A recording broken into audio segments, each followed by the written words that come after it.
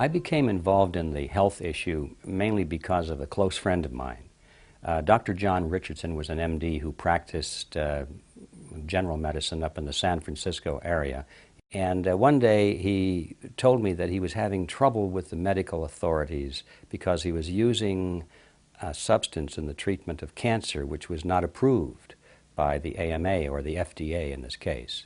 And even though he was having marvelous results with it, better results than anything he had ever tried in his practice, they had told him in effect, stop using it or you're going to lose your license. And he had a terrible dilemma because his Hippocratic oath was to save lives. That was his first obligation. And to preserve his license seemed to be secondary to him. He was a very principled man. So I said to John, I said, well, look, my business is communication, so let me dig into this, give me your papers, give me your notes, educate me a little bit, and I'll produce a little documentary film, and we'll explain the truth, and then the opposition will go away when they understand what the truth really is. Well, that's how naive I really was. I had no idea how much voltage was in the wire I was about to grab.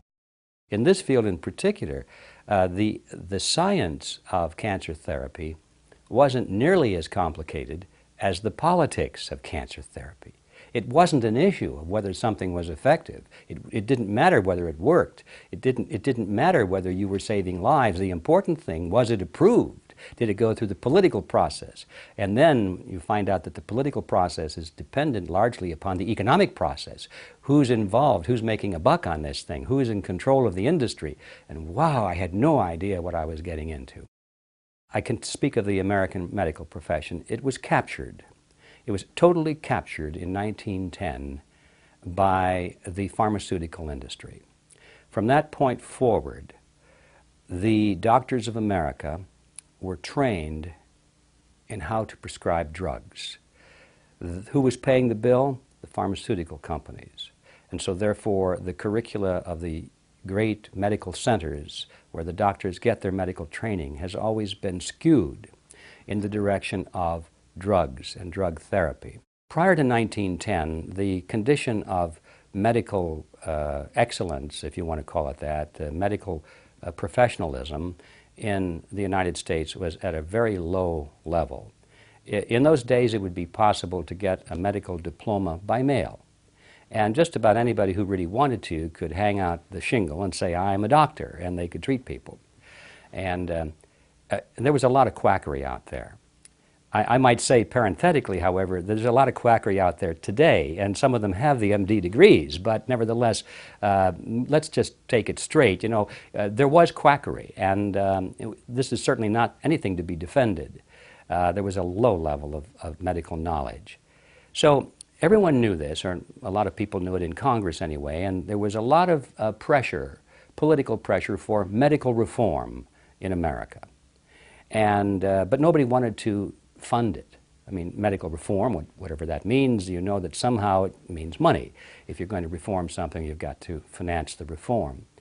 Well, it just so happened that the people who were most heavily invested in the pharmaceutical industry, people like the Carnegies and the Rockefellers, had tax-exempt foundations that were practicing what I call in my book efficiency in philanthropy. It's not really what I call it. I borrowed that phrase from one of the original designers of philanthropy in those days. His name was Ivy Lee, and then his trade was picked up by a fellow by the name of Fred Gates. And these people were like public relations experts, and they were hired by the tycoons of the period, like Carnegie and George Pillsbury and John D. Rockefeller, to improve their public images.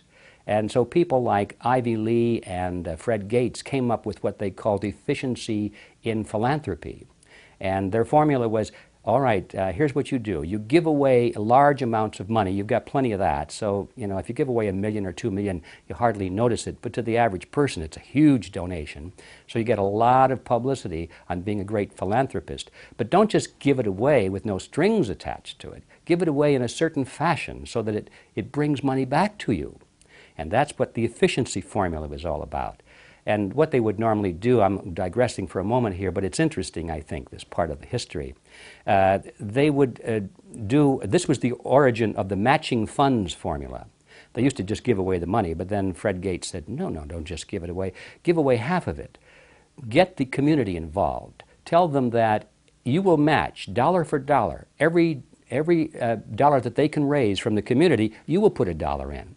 Now that way, you still get your name on the top of the library door or the hospital door. It's still your project, and you get all the publicity for it, but you only pay half as much. Not only that, you get the community involved, and they're out there ringing doorbells and doing mailings, and everybody feels that they're part of your project, and they feel that they're your partner, and they have this great feeling of camaraderie with you, and on and on and on. So this was it's a business, you see. Raising money is a business, and this all originated in those days.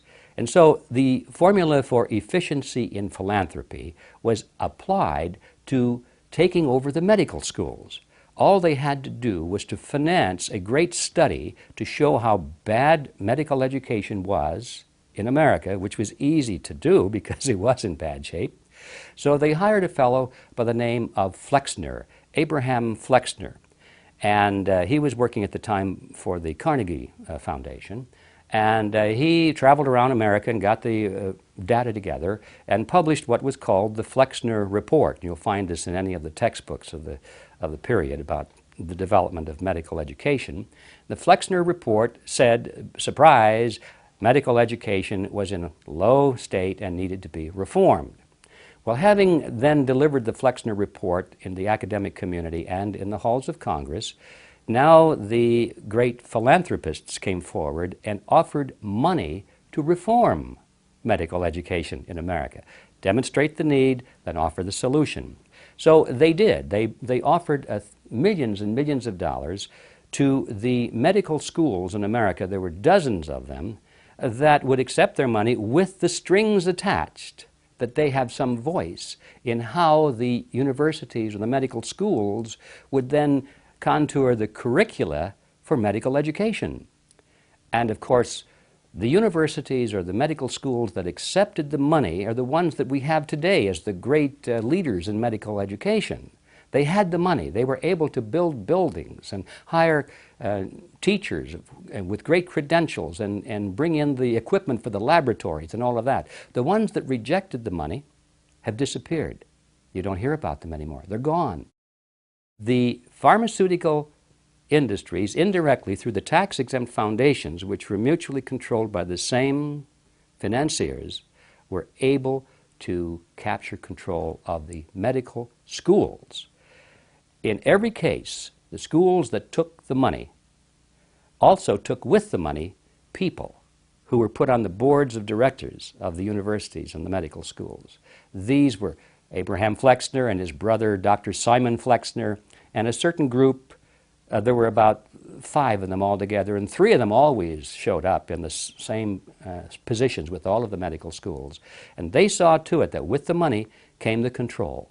And with the control came a contouring of the curricula, so that now, from that point forward, all of the doctors getting their training would learn about drugs, drugs, and more drugs.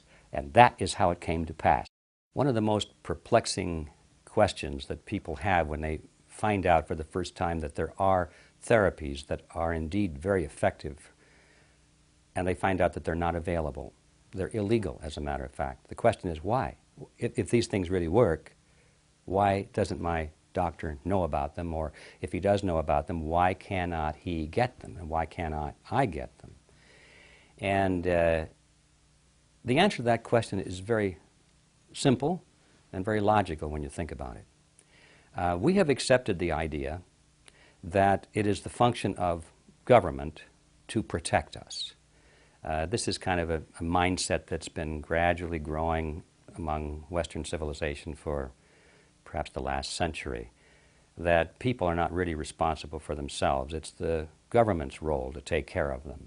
And in that context, we have the thought that the government agencies, in the United States it's the Food and Drug Administration, the FDA, it's their job to take care of us in this field of medicine. They're supposed to tell us whether this is good or acceptable, or whether it's quackery, or whether we're allowed to have it. We're like little children, and we look to the government to tell us. So we've allowed the governments to have the power, the legal authority, to control the field of medicine and to determine at that high level whether or not a therapy can be allowed.